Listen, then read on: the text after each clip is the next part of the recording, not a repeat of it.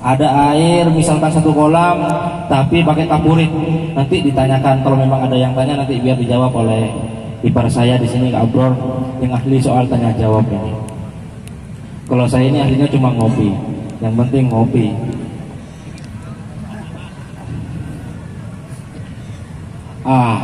Hadis yang mengatakan bahwa lama su'ila an ma'il bahri, mengenai air laut, Rasulullah ditanyakan bagaimana Rasulullah air laut, apakah bisa mensucikan dan bisa mensucikan? Rasulullah menjawab, airnya suci mensucikan dan barangnya dan isinya halal dimakan. Ikan apa saja boleh dimakan, ikan paus, ikan lumba-lumba, ikan apa boleh dimakan. Tapi yang tidak boleh dimakan cuma satu, ikan selam, kapal selam maksudnya. Air sungai, air sumur, sumber mata air, salju, dan air dingin. Air yang didinginkan. Jadi kalau salju bedanya air dingin dengan salju. Kalau salju itu sesuatu yang memang alamiah dari alam. Kalau air dingin yaitu menggunakan es batu ataupun pendingin air ataupun semacamnya. Ini boleh digunakan. Tapi ada hal-hal yang memang tidak boleh. Misalkan suci tapi tidak mensucikan. Nah sekarang ada pertanyaan, misalkan ada air mawar. Air mawar adalah suatu air yang sudah di kolam tetap digunakan air mawar. Air mawar ada di botol tetap air mawar, maka itu tidak bisa mensucikan. Kalau ma'ul mutlak ini tidak memiliki qayyid nama secara dia langsung, maka itu suci dan mensucikan. Termasuk air embun, kalau dikumpulkan air embun misalkan masuk ke botol nanti jadi nama air embun, enggak kan, tetap air botol, cuma berawal dari embun. Embun dari mana? Mungkin salah satu dari sini, entah itu nanti dari pengendapan dari langit, dari atas ataupun yang lainnya, itu nanti termasuk air mutlak. Ada pertanyaan? Silakan.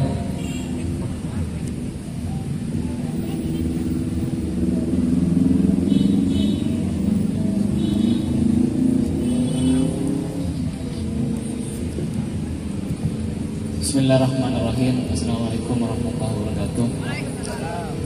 Ini berangkat dari ketidaktahuan kami, Gus, mengenai air yang makruh tadi. Dalam istilah kitab ma'ul musammas seperti itu. Ada sebagian guru-guru saya itu menerangkan bahwa air musammas itu air yang terkena panas matahari. Sedangkan ajunan tadi menjelaskan yang ada besi-besinya itu air yang berada dalam besi, yang mungkin sudah paham tadi. Ini bagaimana dengan hal ini? Lantas bagaimana yang sebenarnya itu? Mohon penjelasan yang lebih detail seperti itu. Nanti bisa ditambah oleh Kak Abror. Jadi air musammas adalah air yang terkena sinar matahari. Oke, paham?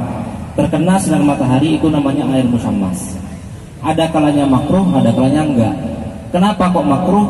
Itu ulama-ulama dalam beberapa kitab tafsir ayat tersebut dan hadis tersebut ada dalam karya ulama Kifayatul Akhyar. Itu dalam buku Kifayatul Akhyar itu mengatakan ada ciri-cirinya. Contohnya, ketika kena matahari, kenapa hikmah ya? Hikmah kenapa ketika kena matahari akhirnya makruh? Karena ketika kena matahari dan wadahnya itu terbuat dari seng atau terbuat dari besi, itu akan ada sifat-sifat karat yang itu menyebabkan kemakruhan. Makanya sebagian ulama mengatakan kalau wadahnya dari emas ataupun dari perak, di mana air perak dan air emas, di mana air perak dan emas itu tidak membuat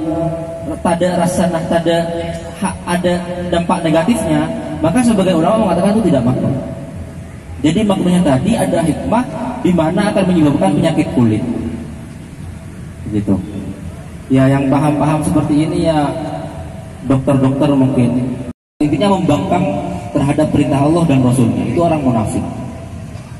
Jadi dia lahirnya Islam, kelihatannya Islam, kelihatannya Muslim, tapi hatinya dia tidak beriman kepada Allah, maka namanya orang munafik. Kata Kak Abror tadi menjelaskan, ketika kita baca syahadat, maka sosialnya dalam anggapan umum, dalam anggapan bermasyarakat, apa yang kita lakukan? Memperlakukan dia ketika wafat, ketika mati, ketika meninggal, nanti kita kubur dengan cara-cara muslim, kita kafani dan semacamnya. Itu adalah kewajiban, sehingga mendapatkan kewajiban dari saudara-saudara muslimnya. Lah berbeda ketika ada seorang iman,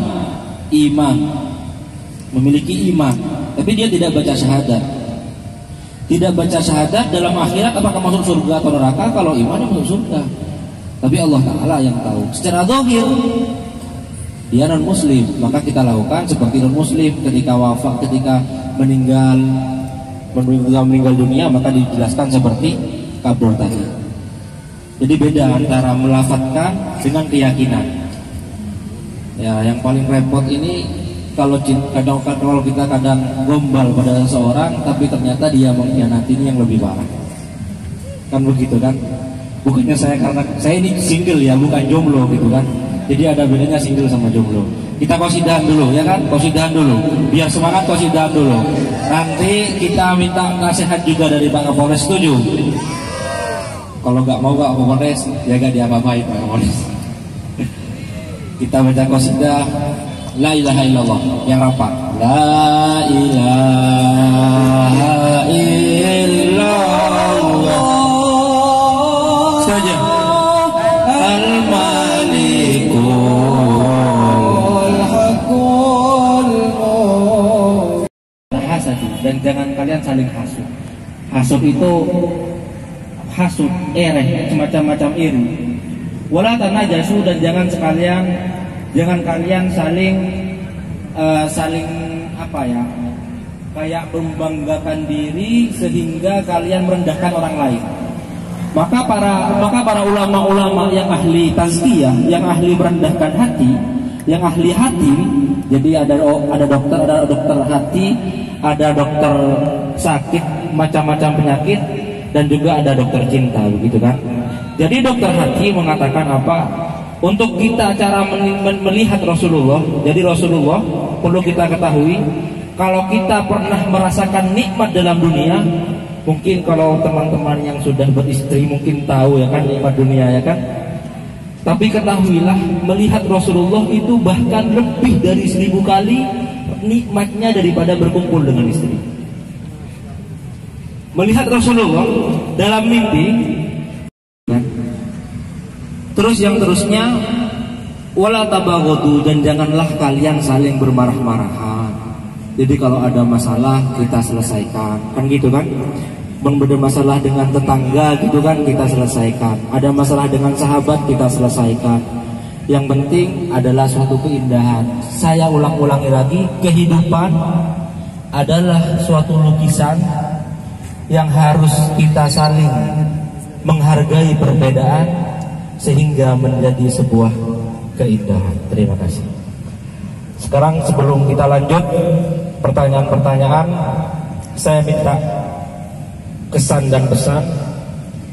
Yang pertama dari Pak Kapolres, yang kedua perwakilan dari Berkes, mungkin nanti bisa Mas Redi ngasih wejangan. Pertama kesan, pesan dan harapan, gitu yang pertama. Gimana kesannya kumpul bareng-bareng kita gitu kan, di pinggir jalan sambil santai-santai. Karena di jalanan kita dapat berbagai macam pengalaman, dan yang terpenting di jalanan itu mendapatkan persahabatan. Terima kasih. Silakan Pak Kapolres. Waalaikumsalam. Yang saya hormati Pak Abbas, Pak Abror, Pak Kasat Bimas, kemudian para anggota komunitas ngopi di trotoar, dan saya juga dengar tadi dari Pak Abbas menyampaikan bahwasannya malam hari ini dihadiri juga dari komunitas Ninja, kemudian juga dari komunitas NMAC. Luar biasa. Kalau ditanya kesan ini Ra, ya hanya satu kata, luar biasa. Ini karena penggagasnya adalah kaula muda, Ini para komunitasnya tentunya di kalangan kaula ataupun generasi milenial, yang mana saya selaku Kapolres Pamekasan mengucapkan ataupun mengapresiasi kegiatan ini. Di tengah-tengah kesibukan kita, Raabas dan tim masih meluangkan waktu untuk melaksanakan kajian tafsir dan hadis, ya, yang dilaksanakan di tengah-tengah masyarakat, mendekat ke para generasi milenial, di mana kita ketahui bersama dengan diadakan di tempat umum seperti ini, ya, tidak kita harus belajar ngaji, belajar agama, harus datang ke pondok pesantren, harus datang ke masjid, tapi justru dari panitia datang ke tempat umum untuk bersama-sama melaksanakan kajian sekaligus belajar agama. Ini luar biasa. Semoga semakin hari nanti komunitas ini semakin banyak, sehingga ilmu-ilmu yang positif, ilmu agama kita semakin hari semakin menguasainya, sehingga kita bisa aplikasikan dalam kehidupan kita sehari-hari, yang insya Allah nanti dengan tindakan kita, dengan keimanan kita, mudah-mudahan nanti pada saat akhir hayat nanti kita dapat diterima di sisinya oleh Allah Subhanahu wa taala. Amin ya rabbal alamin. Mungkin demikian saja dari saya. Sekali lagi saya mengapresiasi atas terselenggaranya kegiatan ini, dan kami doakan semoga semakin hari akan semakin bertambah komunitas ini. Saya kiri, wabillahi taufiq wal hidayah. Wassalamualaikum warahmatullahi wabarakatuh. Warahmatullahi Bakers, mungkin Mas Redi bisa menyampaikan kesan, pesan, dan harapan. Minggu depan harus Mas dari Ninja harus siap, insya Allah. Dari teman-temannya dukung ya, siap ya minggu depan ya. Siap. Yang penting apa? Ngopi.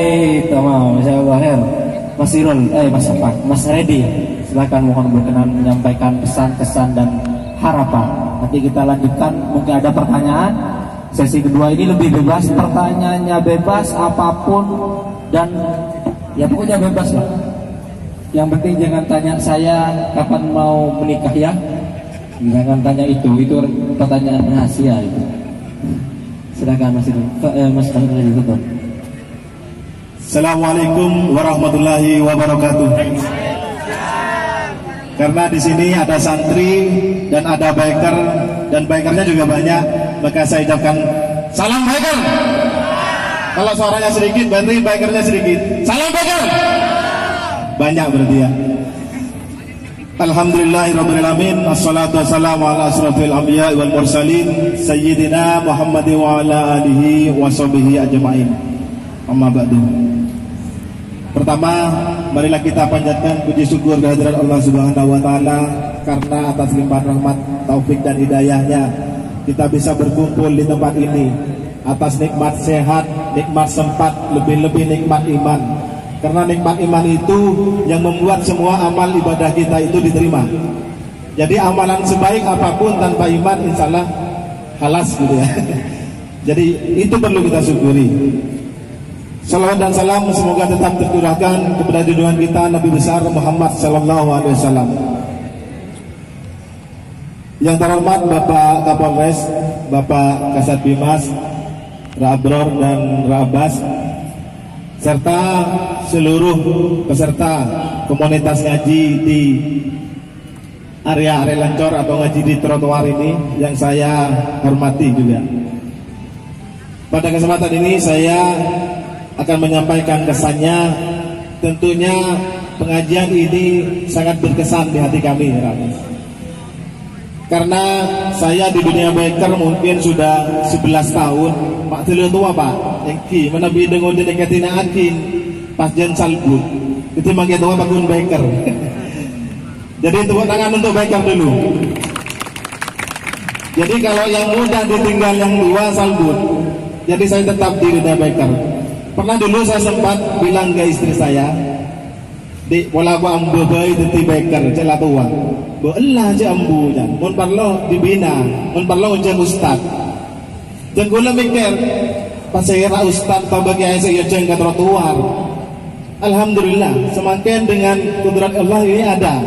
Alhamdulillah. Jadi tepuk tangan untuk Abras bahwa konsep ini sangat sesuai dengan biker. Dan gula mulai jimin lagar mikir saya rakyat atau ustaz sudah saya jeng ke trotoar mengujang kamu dan pengajian banyak pun gula ban pernah dan gula mempada pengajian untuk baikkan sampai masjid tanah sudah tengah sekon nih alhamdulillah kan toh saya banyak jadi aneka sangat bermanfaat. Dan yang kedua, momen atau konsep ini sangat membuka ruang bagi yang belum tersentuh pengajian-pengajian yang ada seperti biasanya. Dan gula teratanya dalam bujang maghrib banyak nang masjid dapat nang are lancar kantor teratanya gula banyak kama banyak tahu saya tanya coba ting maghrib ke masjid sarang are lancar banyak are lancar artinya apa kalau secara market apa dunia ekonomi market share-nya di sini lebih banyak gitu. Artinya bisa menyentuh masyarakat lebih luas. Itu yang kesannya dari saya. Dan yang ketiga, harapan saya, marilah pengajian atau ngopi di trotoar ini kita lebih meriahkan lagi dan sampaikan ke teman-teman, saudara-saudara, dan share di akun medsosnya. Biasanya yang ada di depan saya ini anak muda punya medsos. Ngereng yang orang sebarkan sebanyak-banyaknya bahwa di sini ada ngopi. Ngopinya double. Kalau ngopi biasa mungkin secara dohir sehat untuk badan. Dan atau ngopi yang kedua, ngopi yaitu ngobrol perkara iman. Tepuk tangan dulu untuk konsep ini. Jadi tidak sekedar ngopi, tapi ngobrol perkara iman. Itu jarang. Mana biasanya banyak nang kafe, desa kan ngopi saus untuk dohir. Kata ngopi nah luar biasa, ngobrol perkara iman. Alhamdulillah tadi. Terakhir pesan saya bahwa kebaikan yang tidak terorganisir dengan baik itu akan dikalahkan oleh kedoliman yang terorganisir dengan baik. Ya. Jangan salah, teroris itu kedoliman. Tapi kenapa bisa ngebom Bali, ngebom Jakarta, ngebom di mana-mana? Itu karena kedoliman terorganisir dengan baik. Jadi mari kebaikan ini kita organisir dengan baik juga. Tapi alhamdulillah di acara ini sepertinya betul-betul terorganisir dengan baik. Ada tim kreatifnya. Nah, jadi ada juga yang bagian share-share di YouTube. Artinya kebaikan ini sudah terorganisir dengan baik. Dan ke depan semoga akan lebih banyak lagi komunitas ini dan semakin meriah dan bermanfaat untuk kita. Boleh pantun ya? Katanya Ustaz tadi biar ada kangen rindu ya. Pantun matur lagi. Adalah sambil akaca nyaba odeng dalam peteh. Mun melak beda mata, mun mentem beda nang ate. Yang kedua, muak botol kenal podah bernamira. Saka dinto pamator salah lopot nyon sapora. Wabillahi taufiq wal hidayah. Assalamualaikum warahmatullahi wabarakatuh. Jamaah ya, sembunyi-sembunyi kan gitu. Itu baru. Artinya kalau sudah benar-benar melanggar baru taatnya zahirah.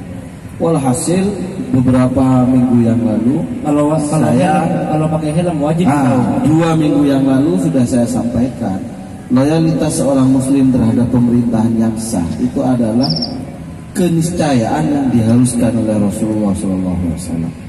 Bahkan Rasulullah itu ada ancamannya. Beliau mengatakan, "Faman faraqal jama'ata shibran, fama tamata mitatan jahiliyah."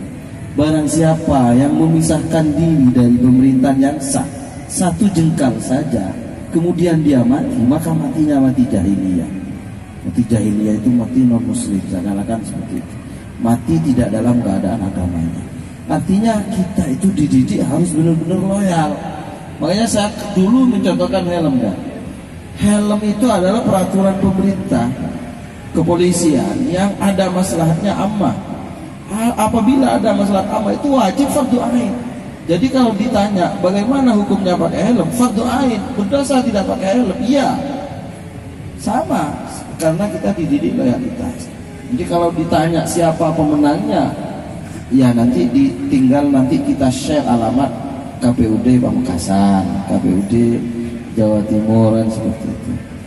Nanti kita share link-linknya ya. Kalau ditanya tentang hasud, itu sudah perkara yang saya rasa semua agama, semua masing-masing kita itu sudah tahu hukumnya. Artinya apakah hasad itu haram? Ya, itu tidak usah ditanyakan. Kita bangun tidur ditanya itu pasti bisa jawab. Bagaimana hasilnya? Hasil di KPU. Kalau bagaimana hasud, itu urusan dia dengan Allah Subhanahu wa taala. Kita semua tahu ma yalfidu min qaulin illa ladaihi raqibun atid. Dan itu bukan tidak dikampanyekan. Artinya kalau udah urusan pelanggaran-pelanggaran yang semua merasa kalau melanggar, itu saya rasa semua tahu hukumnya.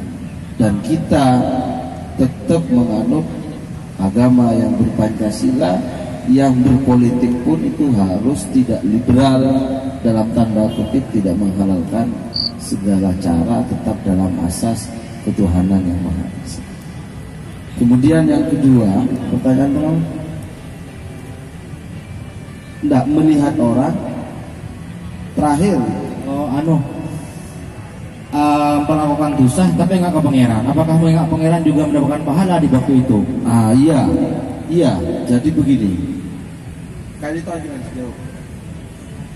Jadi apakah melihat perkara? Pertama, saya ingin menyampaikan firman sabda Rasulullah SAW, Innallaha qad yu'ayyidu hadzal din birrajulil fajir. Kadang Allah Subhanahu wa taala menguatkan agama ini dengan orang yang fasik. Itu aja. Artinya contoh yang sederhana, ada tetangga kita yang nggak pernah sholat. Dia itu zalim, dia itu maling ayam. Tapi urusan bangun masjid, dia pasti pegang mulan. Dia paling rajin. Itu contoh sederhana bahwa kadang orang yang ahli maksiat pun itu menguatkan agama ini. Itu ada, dan itu sudah dinas oleh Rasulullah SAW. Kemudian saya melihat perkara yang maksiat, tapi ingat Allah, yaitu tetap maksiat, tetap dapat pahala, jelas. Itu masing-masing. Cuma kita masih meyakini bahwa bisakah, ini sekedar nasihat saja. Artinya apakah air pencerahan bisa mensucikan? Nah itu kita pikir masing-masing saja. Artinya dalam hitungan 1-2, mohon maaf, saya duduk di area Lancor, kemudian ada orang telanjang. Saya lihat pandangan pertama langsung istighfar, astagfirullahaladzim. Itu pandangan pertama gratis, dan istighfarnya itu dapat pahala. Tetapi kalau setiap saat dia selalu cari angel yang tepat, itu beda lagi. Seperti itu. Deki pakai saya cuma ya sebiasa view-nya sepaan ini kan lain kan. Deki istighfar bak lebar tangan, astagfirullahaladzim. Itu beda. Kayak mun seterpaan lebar ketepaan gratis karo halal dan dia tidak berdosa, dia istighfarnya dapat pahala. Tapi jangan cari tempat yang view-nya baik untuk dalam tanda kutipnya. Itu saya sah-sah saja. Jadi tetap dapat pahala. Yang begini, masalah penulisan malaikat itu tidak ada jaminan bisa menghindar dari dosa. Sepakat? Maka kiai, lora, ustadz, gus, disebut juga Pak Kapolres, semuanya yang hadir di sini pasti melakukan dosa. Maka saya jawab pertanyaan tadi, surga dan neraka. Saya tanya, neraka itu untuk siapa? Pendosa. Jawab dengan rapat. Neraka itu buat siapa? Surga buat siapa? Buat pendosa juga. Bedanya ketika neraka bagi mereka pendosa yang bangga akan dosa-dosanya. sedangkan surga bagi pendosa yang menyesal akan dosa-dosanya.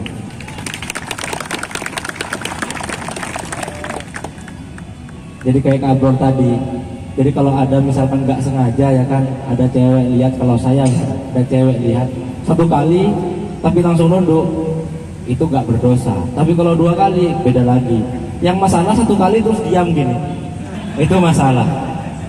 Sama Pak, siapapun, kiai lora itu sama, lihat sesuatu lawan jenis cantik itu tetap senang. Cuma bedanya kalau orang-orang yang berilmu dan mengamalkan, kalau lihat itu langsung nunduk, astagfirullahaladzim. Kalau yang nggak berilmu tapi mau membangkang, ya juga astagfirullahaladzim gitu kan, ngobrol tadi. Itu takut untuk ngobrol dulu. Terus yang pertama saya ingin bahas tentang masalah tadi minggung-minggung Mas Redi, masalah teroris ya kan. Teroris itu, jadi saya ulangi lagi, bagaimanapun dalam ilmu agama itu harus rantai keguruannya itu harus jelas. Kalau perlu ada orang menjelaskan agama, tanyakan mana rantai keguruan Anda. Saya punya rantai keguruan ilmu tafsir, saya dari Kiai Maimun Zubair. Kiai Maimun Zubair dari gurunya di Mekah, gurunya dari gurunya, itu tercatat semua di rumah saya, di laci saya sampai ke Rasulullah. Begitu juga dengan hadis, misalkan saya dari Syekh Siraj ini Mekah, kemudian gurunya siapa? Syekh Yasin Padang dari Padang Indonesia, terus bersantai ke atas, dan namanya tercatat semua. Bahkan dalam Arabic grammar saya punya guru itu orang Spanyol.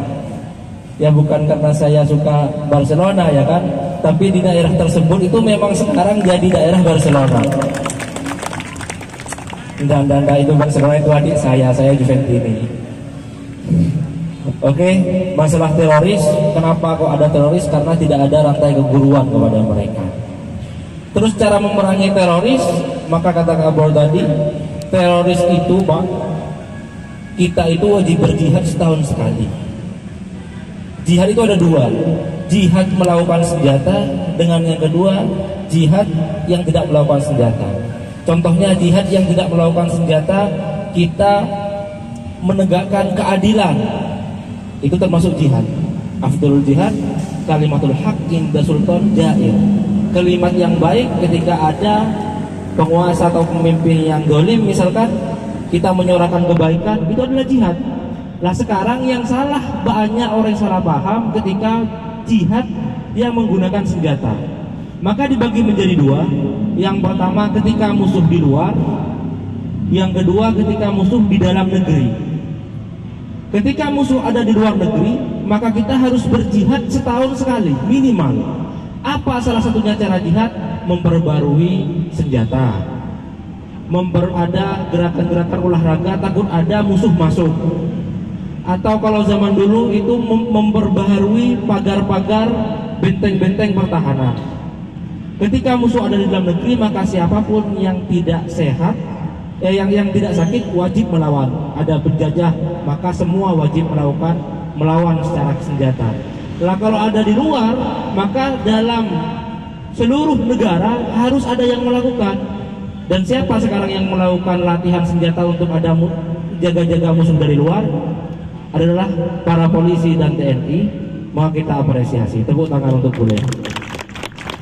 Beliau gak ada latihan senjata, takut ada musuh keluar masuk ke dalam negeri.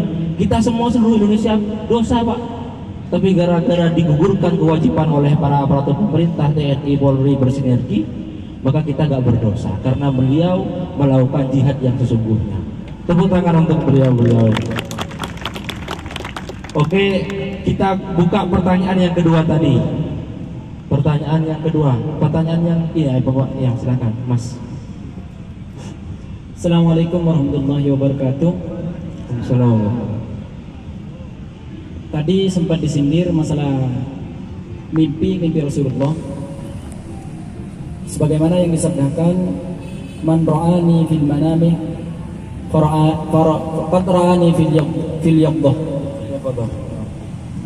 Nah, masalah orang yang bermimpi Nabi, maka Nabi katakan bahwasanya orang yang melihat saya di dalam mimpinya, maka dia sama halnya melihat saya di dalam bangunnya. Yang saya mau tanyakan, Kalau misal Nabi memberi nasihat di dalam mimpi tersebut, apakah bisa dikatakan hadis? Kalaulah bisa dikatakan hadis, bagaimana kualitas hadisnya? Syukran. Assalamualaikum warahmatullahi wabarakatuh.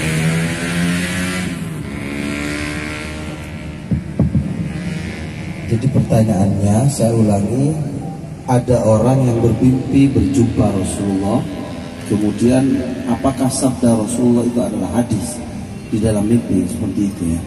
Pertama, hadis yang dibaca oleh penanya itu sangat betul. Barang siapa yang bermimpi Rasulullah yang melihat Rasulullah dalam mimpi, maka sesungguhnya dia seakan-akan melihat dalam sadar. Atau bahkan ada yang pakai sigat mudhari, man ra'ani fil manam fasayarani fil yaqin. Barang siapa yang pernah berjumpaku dalam mimpi, maka hampir pasti dia akan berjumpa denganku dalam keadaan sadar. Itu akan berjumpa, sadar betul. Dan itu enggak aneh. Misalnya saya contohkan, kita itu punya nadhoman yang masyhur namanya burdah.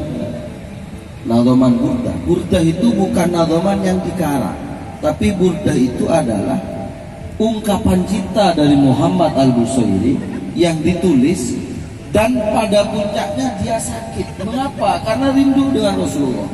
Akhirnya suatu saat dia bermimpi Rasulullah, didatangi Rasulullah, kemudian diselimuti. Setelah diselimuti dia bangun dalam keadaan sehat tanpa sakit. Maka selimut dalam bahasa Arab itu burdah. Jadilah kitab burdah. Jadi burdah itu bukan karangan yang disengaja, bukan, tapi itu adalah suara hati. Itu contoh yang lama. Kemudian pertanyaannya, apakah yang disampaikan Rasulullah itu hadis?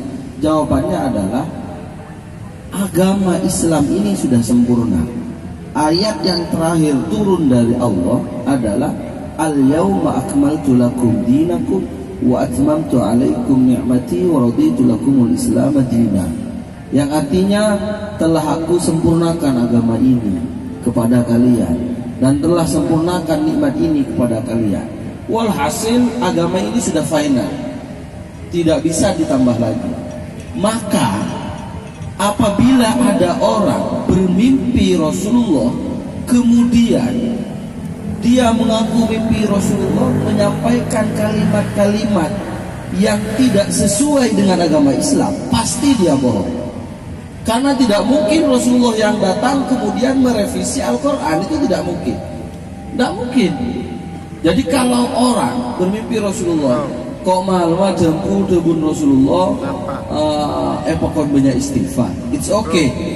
Tetapi kalau misalnya ditambah embel-embel, kalau nggak istighfar sehari 200, maka kata Rasulullah kalian akan bangkrut. Ini pasti bohong. Dan ini pernah beredar. Mungkin ada yang pernah tahu nggak? Ada surat pernah viral kan? Dulu masih zaman ada fotokopi. Ada mimpi dari penjaga makam Rasulullah, barang siapa mimpi gini, kalau ini tidak difotokopi 20, nanti akan bangkrut usahanya. Kalau tidak disebarkan, dan itu pernah saya dapat broadcast SMS atau WA, ini baru akhir. Kalau dulu masih era fotokopi. Kalau ada syariat tambahan seperti ini, 100%, bukan 99% ya, 100% bohong. Mengapa? Agama ini sudah final, gitu. Agama ini sudah final, tidak bisa diembel-embel.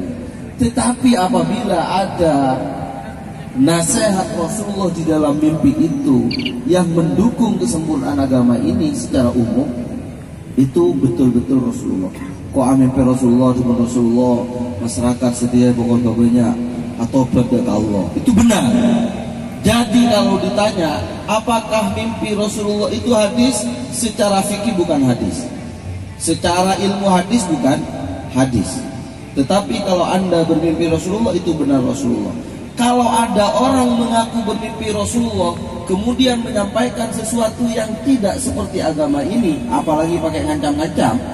Ada saudagar di India yang tidak menyebarkan pesan ini, tidak memfotokopi, akhirnya dia bangkrut. Nah itu kan ngancam-ngancam. 1000% bohong, 1000% bohong, itu pasti. Tapi kalau nasihat yang datar-datar saja dan tidak bertentangan dengan agama ini, maka kita boleh mempercayai. Kalau hadis ya jelas bukan hadis, Karena hadis itu harus mata rantai, bahasanya Abbas, ada rantai yang tersambung, dan itu pun ada syarat-syaratnya. Ada haddatsana, ada ada hadis mu'an, itu artinya ribet, jelas bukan hadis. Tetapi Anda boleh membenarkan. Dan saya pernah bertanya itu, apakah betul Rasulullah bisa datang? Ya, gue lambat tak partai jegi ya nggak ini. Beda orang nggak ketemu Rasulullah. Akhirnya bila tanya Aki, tanyakan gurumu, Rasulullah itu ngopi apa ngeteh? Itu pertanyaan meremehkan dari saya atas seorang santri yang gurunya bertemu Rasulullah. Tapi ternyata semua hadis yang mengatakan bisa kita berjumpa Rasulullah dalam keadaan sadar itu sahih. Itu sahih dan tidak ada masalah. Anda boleh yakin atau tidak yakin, selama yang disampaikan tidak kebohongan. Terima kasih. Kita bawa siiran dulu. Saya ini